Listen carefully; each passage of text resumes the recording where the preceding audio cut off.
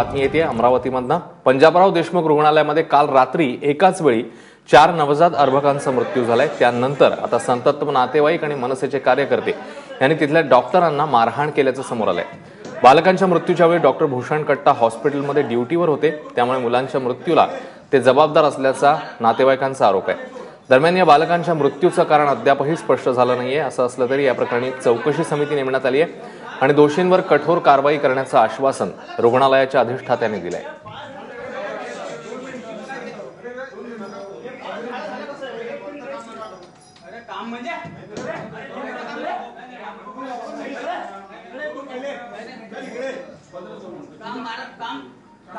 अवघ्या 15 मिनिटांमध्ये हा प्रकार काल घडलेला होता। 4 नवजात बालकं जी आहेत दगावली आणि त्याच्यानंतर नातेवाईकांचा संताप अनावर झाला। अमरावतीचे पालकमंत्री प्रवीण पोटे आता आपल्या सोबत आहेत। प्रवीण पोटेजी, आपल्यापर्यंत ही बातमी पोहोचलेली असेल, आपल्यापर्यंत काय अपडेट्स आलेले आहेत आणि आता आपण नेमकं काय करणार आहात? माझ्याकडे ती सगळी माहिती आली आणि मी तिथे कलेक्टरना सुद्धा सांगितलं की त्यांच्याकडे जी चौकशी ती करणार आहेत, तिथल्या डीन आहेत किंवा तिथले जे डॉक्टर्स लोक आहेत, त्याच्या व्यतिरिक्त मी सीएस आणि कलेक्टर यांची एक समिती गठन करायला लावली आणि बाहेरच्या लोकांकडनं याची चौकशी करणं अत्यंत महत्वाची, कारण जी घटना झाली ती अत्यंत दुर्दैवी आहे। त्यामध्ये सीएसला सुद्धा सांगितलं, कारण पीएम झाल्यानंतर आपल्याला एक्झॅक्टली रिपोर्ट त्यामधून बाहेर येईल आणि ज्या डॉक्टरांचा दोष असेल त्यावरती आपण 302चा गुन्हा दाखल केला पाहिजे, मनुष्यवधाचा गुन्हा दाखल केला पाहिजे, कारण घटना फार मोठी आहे आणि अत्यंत दुर्दैवी घटना आहे। हो हो, त्या बालकांच्या मृत्यूचं कारण आपल्यापर्यंत कळलंय? आपल्याला काही अपडेट मिळाले? कारण नेमकं अजून समोर आलेलं नाही त्याच्यामध्ये, कारण इन्क्युबेटर मध्ये ती मुलं ठेवली होती। इन्क्युबेटर काही लोकांनी सांगितलं की इन्क्युबेटर मध्ये ती मुलं जळली वगैरे, असं तो वेगवेगळ्या समोर येत आहे। पण याच्यामध्ये मी आता त्यांच्यावरतीच न सोबत आम्ही कलेक्टरना सांगून एक समितीचं गठन केले, ज्यामध्ये सीएसला घेतलं आणि त्याच गिरीश माधव साहेबांशी बोललो की तिथले बाहेरचे कुठले डॉक्टर्स आहेत त्यांच्याकडनं सुद्धा एक समिती गठन करून, म्हणजे आपण 2 समिती ऍडिशनल नवीन तयार करून याची पूर्ण चौकशी करू आणि कम्प्लिटली जो दोषी आहे त्यावरती आपण 100% गुन्हा दाखल करू। बरं, प्रवीण पोटेजी खूप खूप धन्यवाद, आपण सविस्तरपणे आमच्याशी बोललात त्याच्याबद्दल। स्थानिक आमदार रवी राणा आता आपल्या सोबत आहेत। रवी राणाजी, आपल्यापर्यंत ही बातमी नेमकी कधी आली आणि आपण आता काय पावलं टाकली आहेत? खूप गंभीर प्रकरण आहे। हॅलो रवी राणाजी, माझा आवाज पोहोचतोय? हो, बोला बोला, एक मिनिट।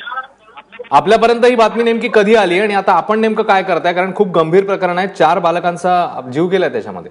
गंभीर प्रकरण आहे। रात्री 2 वाजतापासून मी अमरावतीच्या स्थिती सीएस सगळ्यांशी बोललो, कलेक्टरांशी बोललो आणि अत्यंत लापरवाही पंजाबराव देशमुख या हॉस्पिटलच्या डॉक्टरांकडून झालेली आहे आणि अनेक वर्षापासून तिथलं जे मॅनेजमेंट आहे ते अत्यंत करप्ट आहे। गव्हर्नर मुख्यमंत्र्यापर्यंत मी तक्रार दिली, त्याच्यावर प्रशासकीय बाब म्हणून शासनाचा प्रतिनिधी बसवायला पाहिजे, कारण त्या मंडळामध्ये फक्त पैसे खाल्ल्याशिवाय दुसरा कुठलाही कार्यक्रम होत नाही। ज्या चिमुकल्या लहान मुलांचा जीव घेतलेला आहे काही डॉक्टरांनी मिळून लापरवाही केली आहे, त्यांच्यावर 302चा गुन्हा दाखल केला पाहिजे, हे कमिशनरला मी सांगितलेलं आहे आणि लवकर कारवाई झाली पाहिजे, कारण अशा प्रकारचे अनेक मॅटर ते झाले पण आतापर्यंत कोणी बाहेर काढू शकलं नाही। तर मी आपल्याला सांगतो ते मॅटर चांगल्या प्रकारे जनतेसमोर आणि सगळ्या राज्याच्या मुख्यमंत्र्यांपर्यंत पोहोचवा, कारण की हा घोळ अनेक वर्षापासून त्या संस्थेमध्ये चालू आहे आणि जे संस्थेचे पदाधिकारी आहे ते याच्यामध्ये इन्व्हॉल्व आहे।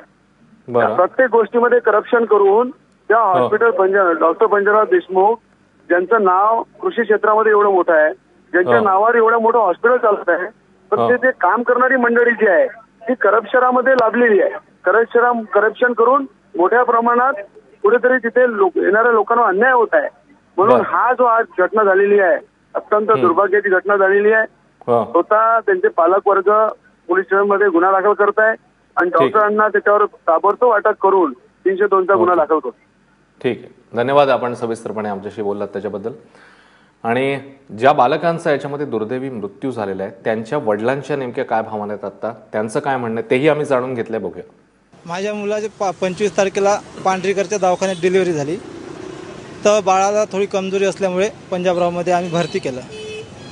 पंजाबरावला भरती केल्यावर शनिवारी आम्हाला सुट्टी देणार होते, पण ते काळे मॅडम आहे त्यांनी आम्हाला म्हटलं की 1 दिवस आणखी राहू द्या आणि रात्री आम्हाला फोन करून सांगतात की बा तुमचे बाळ दगावलेले आहे। आमची मागणी काहीच नाही आहे, आमचं ते डॉक्टरला तुम्ही जवळ इथं समोर आणा आणि आम्ही मग त्यांचा पाहू आम्ही।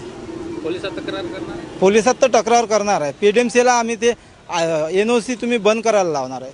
जेव्हा तुमच्या एकूण होत नाही म्हणा असं एका महिन्यात मागे मार्च महिन्यातनी फेब्रुवारीच्या 1 महिन्यात 19 मुलं तिथं दगावलेले आहे. बाळाला शनिवारी रात्री इथं NICU ॲडमिट करण्यात आलं.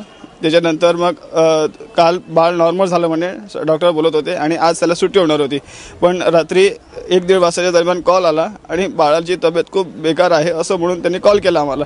आणि नंतर आम्ही पाहायला जेव्हा आलो ना तर बाळ त्यावेळेस दगावलेलं होतं. म्हणजे आरोप म्हणजे त्या डॉक्टरांची ही जे आहे ना ती ट्रीटमेंट खूप चुकलेली आहे. त्या कारणामुळे बाळांनी आणि एकच नाही असे टोटल 5 बाळं दगावलेले. एकाच ठिकाणी NICU टोटल 5 बाळं होतात आणि पाचही बाळं टोटल दगावलेत.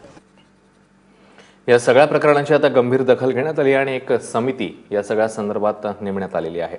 अन्य काही महत्त्वाच्या बातम्या आता पावसाची बातमी आहे. त्यापूर्वी या रुग्णालयाच्या डीनचं नेमकं काय म्हणणं या सगळ्या प्रकाराबद्दल त्यांचीही बाजू आम्ही जाणून घेतली आहे. बघूया.